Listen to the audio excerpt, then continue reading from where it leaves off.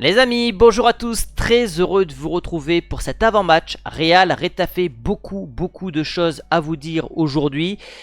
Parce qu'on sort d'une défaite contre Liverpool, on a ensuite 4 déplacements à l'extérieur, dont 3 qui sont compliqués du côté de Girone, Bilbao et Atalanta. Donc le Real doit rebondir avec la manière. Beaucoup de questions à se poser. Est-ce qu'Mbappé sera titulaire? Est-ce que des joueurs seront de retour? Et on va voir tout ça avec le menu du jour, la presse française et espagnole qui parle du cas Mbappé, on va décortiquer ça, l'actualité réelle qui est assez riche et dans ce marasme de mauvaises nouvelles, j'ai quelques bonnes nouvelles à vous annoncer. Je vous présenterai très rapidement Retafe parce que c'est une équipe que je n'aime pas, que je ne suis pas, donc j'ai pas non plus grand chose à vous dire. Au niveau des compositions, on fera ça en direct, c'est un peu la nouveauté de l'avant-match. Au lieu de vous présenter un screen, je placerai mes joueurs en direct avec vous et comme ça, je justifierai mes choix au fur et à mesure. Et on terminera par mes pronostics avec mon partenaire Unibet qui vous offre 10 €. Vous téléchargez l'application, avec le code Chronique 10, vous avez 10 € offerts, vous avez accès à la Bundesliga, à la Serie A et à la Liga gratuitement et vous avez même 100 € de free bet en tant que bonus. Ça se passe en fin de vidéo avec les mentions légales et mes pronostics et on voit tout ça les amis juste après le générique.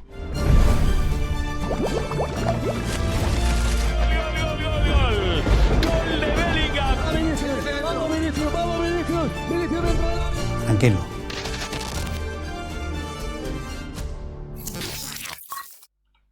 Avec la presse espagnole qui unanimement défend Mbappé aujourd'hui. Parce qu'Mbappé a été catastrophique contre Liverpool. En plus de ça, si vous me suivez sur Instagram, vous avez vu cette séquence où Bellingham boycotte complètement Mbappé.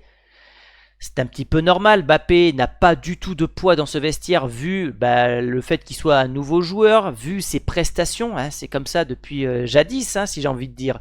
Un joueur qui n'est pas bon n'a pas de poids dans le vestiaire, c'est comme ça. Et donc il y a eu cette séquence qui a fait beaucoup de bruit, notamment c'est sur la une de Marca. Et donc voilà, je pense qu'il y a un message qui a été libéré de la part de Pérez et de son board vis-à-vis de la presse espagnole pour qu'on soit à l'unisson derrière Mbappé parce qu'il faut soutenir le joueur mais aussi l'homme dans un moment qui est quand même très compliqué pour lui, c'est pas le moment de le lâcher. Maintenant sera-t-il titulaire? Je vous donnerai ma composition tout à l'heure. La presse française qui fait référence d'ailleurs à il faut sauver le soldat Ryan, il faut sauver le joueur Mbappé qui est en danger parce qu'il n'y arrive pas du tout, il a l'air perdu, triste, dépressif, le regard dans le vide. Ça va être compliqué pour lui quand tu as été l'étoile montante, le meilleur joueur du monde ou presque et tu te retrouves à être un joueur banal. Le downgrade est quand même assez violent pour Mbappé. Le calendrier, voilà, le calendrier dont je vous parlais tout à l'heure. Ce match contre Retafe qui me paraît tout à fait accessible. Et puis ensuite 4 déplacements à l'extérieur, 4 déplacements qui seront compliqués. Bilbao, on perd souvent des points là-bas. Girone, 3e de Liga l'an passé. L'Atalanta qui fait un début de saison absolument remarquable, notamment en Ligue des Champions. Ce derby de Madrid contre le Rayo, avant cette finale de la Coupe Intercontinentale et la réception de Séville, on a un calendrier qui est compliqué, donc toutes ces blessures ne nous aident pas. Maintenant, voilà, j'ai quelques bonnes nouvelles à vous annoncer, ça va arriver tout de suite. Bon, déjà au classement, je le répète, mais c'est important, ce Real n'est pas largué, ce Real peut revenir vis-à-vis du Barça et moi j'ai un espoir, c'est qu'on garde ce delta de 1 à 4 points avant la trêve hivernale pour repartir sur de nouvelles bases en 2025 parce que mine de rien, oui cette année 2024 elle est compliquée pour l'instant mais ce début 2024 on remporte quand même 3 trophées. La Supercoupe d'Espagne, la Liga, la Ligue des Champions. C'est vraiment cette deuxième partie de saison qui est compliquée. Donc j'espère que 2025 ramène de l'oxygène pour ce Real qui est en difficulté depuis septembre. Luis de la Fuente, Raúl Asensio, nous l'avons déjà à l'œil. Mais il faut aussi lui laisser du temps car nous ne devons pas aller trop vite et anticiper les événements. C'est une très bonne nouvelle pour son club, pour le joueur et pour le pays. Bon, jusque là c'est dépensif. Moi il n'y a pas de problème avec le Robert De Niro chauve espagnol. Mettez-vous comme ça, cachez son front et je vous jure que c'est De Niro ce mec. Mais par contre il fait pas ça pour le Barça. C'est quand même bizarre, je veux dire Yamal il est de suite sélectionné, Gavi il est de suite sélectionné, mais quand c'est des joueurs du Real ils sont pas sélectionnés. Voilà, 2 salles, 2 ambiances. Mais je suis pas étonné parce que quand on voit le sort qu'a eu Brahim, qui n'a pas du tout été sélectionné avec l'Espagne et qu'il a dû aller au Maroc pour jouer avec un pays, je suis pas étonné du sort des joueurs du Real Madrid. Ancelotti, la chose la plus importante, c'est que le Real Madrid sera en finale de la prochaine Ligue des Champions à Munich. J'aime cette arrogance. C'est le Mister. C'est l'homme qui a gagné le plus de Ligue des Champions.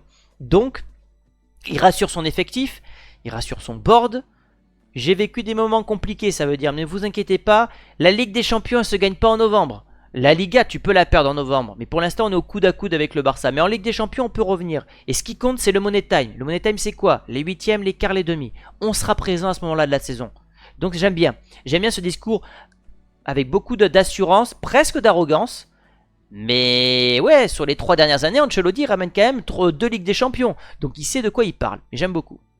Valverde a joué dans 7 postes différents cette année. Et c'est hyper important pour sa legacy. Pourquoi? Parce qu'il est amené, d'ici 2 ans, à être le capitaine numéro 1 du Real.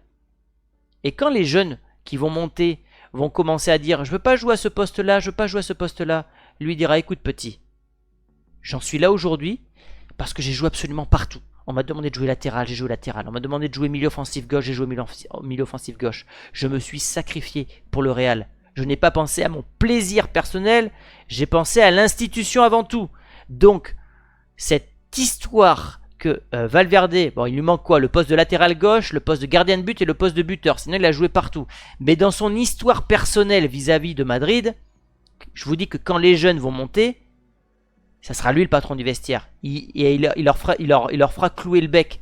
Un peu comme Ramos à l'époque. Il faut des leaders de vestiaire. Et ce mec-là, de par son histoire, pourra le dire. J'ai joué partout à Madrid et j'ai toujours fermé ma bouche. Donc je suis très content finalement que ce mec-là continue à Madrid. Parlons des blessures. 4 joueurs seulement n'ont pas été blessés. Les 4 élus sont Endrick, le plus jeune, Modric, le plus vieux, Fran Garcia, qui a fait une très bonne prépa, c'est peut-être pas innocent, et Rudiger. Attention, attention. D'ailleurs, vous le voyez, hein, ça ce sont les listes des blessures annoncées hier sur les sites, vous savez, de composition, etc. 4 absents côté Retafe, 10 côté Real. C'est la moitié de l'effectif. Et dans ce début de saison très compliqué, on peut critiquer l'entraîneur, on peut critiquer Florentino Pérez et son board, on peut critiquer, j'en sais rien moi, le Pintus, mais il y a des blessés. Et ça, faut pas le nier, quand tu joues avec 10 joueurs en moins, c'est la moitié de ton effectif que tu n'as pas de continuité, et ce n'est pas l'excuse, mais ça fait partie des facteurs qui fait que le Real n'est pas bon cette année. Mais dans les bonnes nouvelles, et oui, parce que je vais vous annoncer des bonnes nouvelles, Rodrigo est de retour. On sait l'importance de Rodrigo. Alors, je ne pense pas qu'il sera titulaire. Je ne le mettrai pas titulaire dans ma composition tout à l'heure. Mais ça reste une option supplémentaire pour rentrer un quart d'heure, 20 minutes. Histoire qu'il retrouve son niveau de forme optimal. Et surtout, Mbappé, Bellingham et Brahim ont passé les tests. Ils peuvent jouer contre Retafe. Donc, on passe d'une potentielle liste à 10 absents qui se réduit à 6. Donc, on voit ça comme des recrues, nous. Ça fait 2 ans que le Real... qui a des blessés de partout, des blessés tout le temps. Donc dès qu'on voit un mec revenir de blessure, à nos yeux, c'est une recrue. Donc on est content de voir Rodrigo revenir en espérant qu'il n'y aura pas de rechute. Donc il faudra prendre le temps avec le Brésilien. Mais évidemment très content de revoir ces joueurs-là. Et surtout que Mbappé, Bellingham, Brahim puissent être disponibles contre Retafe. Mbappé est triste et se sent redevable. Il est désespéré. Il n'est pas désespéré, mais il est très énervé. Est-ce qu'il sera titulaire? Est-ce que c'est l'aider d'être titulaire? Moi, je ne pense pas. Parce que plus il joue, plus il s'enfonce. Est-ce que d'aller sur le banc, c'est pas mieux aussi en termes de méritocratie? À un moment, le Real doit sauver Mbappé, doit sauver le soldat Mbappé, mais à quel prix? Est-ce que c'est au prix du Real Madrid? Au prix de l'institution? Au prix des résultats sportifs? Non. Donc, un petit tour sur le banc, il rentre une demi-heure, et ensuite enchaîne les 2-3 prochains matchs titulaires, ça ne lui fera pas de mal. Retafe, maintenant, Retafe les amis, petite équipe, hein. Bordalas, on le sait, c'est un entraîneur qui propose toujours un jeu très rugueux, ancien entraîneur de Valence, mais pour l'instant il n'y a que 2 victoires en 14 matchs. Honnêtement, si on ne gagne pas ce match-là, là, je vous dis, c'est la crise. Parce que, on le voit, ça reste sur 2 victoires, mais dès que le niveau s'élève, Girone, Celta, Valence, Villarreal, il n'y a pas de victoire. Cette équipe a beaucoup de mal dans le potentiel offensif, la création d'occasions cette année, le déséquilibre qu'elle peut provoquer. Et non, cette équipe est plutôt faible et le Real doit facilement s'imposer. Si ce n'est pas le cas, franchement, je vais devenir de plus en plus inquiet. Il y a 2 dispositifs qui sont mis en place par l'entraîneur Bordalas, le 4-4-2 à domicile, le 4-5-1 à l'extérieur avec Uche qui est en pointe.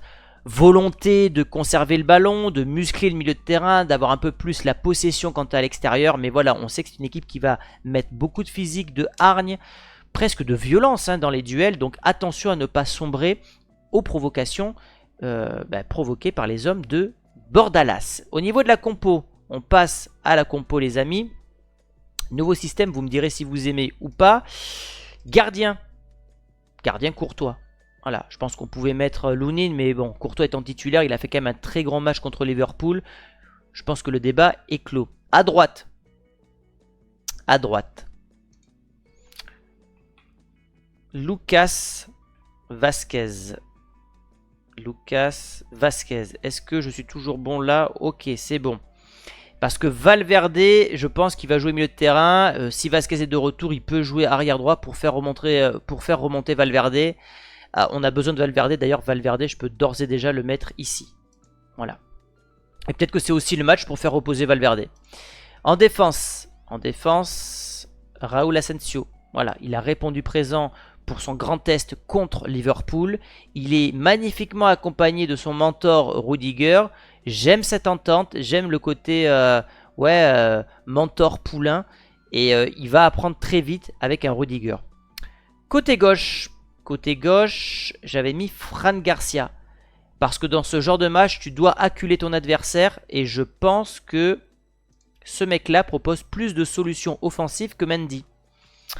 Ici, devant la défense, soit met Modric. D'ailleurs, je vais mettre Modric. Je pense que Modric, maintenant, il a plus le coffre pour jouer ici. Mais que là, je l'ai trouvé assez intéressant un moment contre Liverpool. Et je mettrai un peu plus haut à ce moment-là, Ceballos. Ouais. Bellingham en tant que numéro 10. On aurait pu mettre du Arda Güler. Je pense que si Valverde ne joue pas, on peut retrouver du Arda Güler. C'est tout à fait envisageable. Ouais, ça serait presque mieux d'ailleurs. Et une attaque à 2. On va mettre Brahim Diaz. On pourrait mettre Gonzalo Garcia. Mais on va mettre Hendrick. Voilà pour ma composition les amis. Donnez-moi votre avis dans les commentaires. Pour moi là de la gueule, il y a deux variantes. C'est Güler qui est remplacé par Valverde. Et Hendrick qui est remplacé par Gonzalo Garcia. Le jeune du Castilla qui cartonne. Après ça, il faut mettre du Mbappé sur le banc, du Rodrigo sur le banc et faire confiance à cette équipe-là. Franchement, cette équipe-là, elle a de la gueule et elle peut fonctionner contre Retafe. On retourne au niveau de mes slides, je suis un peu perdu les amis. Avec le head-to-head entre Retafe et le Real, 22 victoires pour le Real, 2 nuls et 2 défaites. Sur les derniers matchs, le Real est largement vainqueur. Il n'y a aucune défaite contre Retafe. Je regarde, non, il n'y a que des victoires, surtout des clean sheets, ça c'est important. Il y a 4 clean sheets sur les 5 derniers matchs. Et donc ce dernier c'était avec Rossellou. Voilà, donc je partirai évidemment sur une victoire du Real. On va voir ça tout de suite avec mon partenaire Unibet. Je vous rappelle les bonus, 10 € offerts. La Liga qui est disponible et gratuite sur Unibet TV. Et bien sûr le bonus de 100 € remboursé sous forme de free bet. Bien sûr vous devez parier avec responsabilité. Car ce sont des jeux d'argent. Des jeux d'argent qui sont strictement réservés aux personnes majeures. Les amis. Et si vous pariez, vous devez parier de petites sommes. Les cotes, le Real est largement favori. 1,32, 99% des gens qui pronostiquent vont sur une victoire du Real. On va partir sur ça. Il y a 2 MyBet que je peux vous proposer. Il y en a un que je vais prendre et l'autre que je ne vais pas prendre. Celui-là, c'est Victor de Madrid, but d'Mbappé qui coûtait à 2,05. Je n'irai pas là-dessus. Parce que je ne suis pas sûr que Mbappé joue et je ne suis pas sûr que Mbappé soit performant. Par contre, celui-là me plaît énormément. C'est Victor de Madrid et plus de 1,5 buts pour l'équipe à domicile. Et moi, je vois le Real s'imposer 1, 2 ou 3-0. Clean sheet du Real. Et ce qui est pas mal avec ce choix-là, le score multi-choix, c'est que vous avez finalement 3 cotes en un prono. Donc, si vous avez 1-0, vous gagnez. Vous avez 2-0, vous gagnez. Vous avez 3-0, vous gagnez. Voilà, le truc, c'est qu'il ne faut pas que le Real prenne 2 buts. Et au niveau des buteurs, je vois 2 buteurs. Je vois Brahim Diaz et Bellingham. On aurait même pu tenter Hendrick.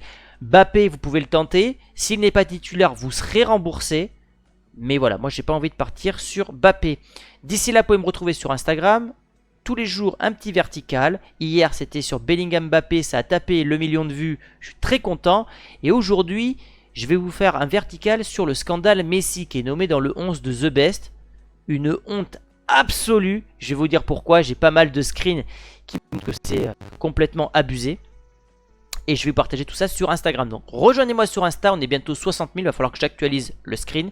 Et je vous dis, non pas à demain, parce que demain je suis de repos, mais à dimanche, autour de 18h30, pour le débrief entre le Real et Retafe, en espérant avoir le sourire. Hein, ça suffit les défaites. Bon week-end les amis, je vous dis à très vite. Ciao.